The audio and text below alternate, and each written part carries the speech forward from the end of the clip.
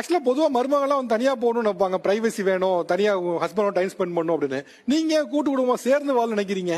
என் ஹஸ்பண்டை விட என் மாமியார் தான் என்கிட்ட டைம் எடுத்து பேசுறது பண்றது எல்லாமே. நைட் அவர் வந்தாலும் கொஞ்ச நேரம் தான் பேசுவாங்க. ஆனா என்னோட கஷ்டம் எதா இருந்தாலுமே நான் ஃபர்ஸ்ட் அவங்க கிட்ட தான் நான் ஷேர் பண்ணுவேன்.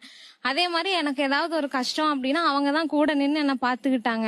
எனக்கு டெலிவரி டைம்ல எங்க அம்மாவும் என் சொந்த பந்தம் யாருமே வரல. அவங்க ஒருத்தவங்க தான் தனியா நின்று என்னை பார்த்துக்கிட்டாங்க. அதனாலே நான் தனியா போக மாட்டேன், அவங்க கூட தான் இருப்பேன். இப்படி ஒரு மருமகன் இருக்கும்போது ஏமா தனியா போன்னு சொல்றீங்க? அதனாலதாங்க சார் நான் வருத்தப்படுறேன். தான் கணவர் வந்து வீட்டுக்கு வரணும். பணம் ரொம்ப ரொம்ப முக்கியம் தான், இல்லைன்னு சொல்ல. அதுக்காக குழந்தையும் மனைவியும் பார்க்கணும்ல. அவங்கள என் மருமகளா பார்க்கல, என் பொண்ணா பார்க்கறேன். பையன் வந்து பொறுப்போட அவன் மனைவியும் தான் குழந்தைங்களையும் பார்த்துக்கணும். அம்மா பார்த்துக்கணும்னு நினைச்சாங்கன்னா அப்புறம் எதுக்கு அவங்க கல்யாணம் பண்ணணும்? என் பையனாவே இருந்தாலும் இந்த கேள்வி நான் கேட்பேன்.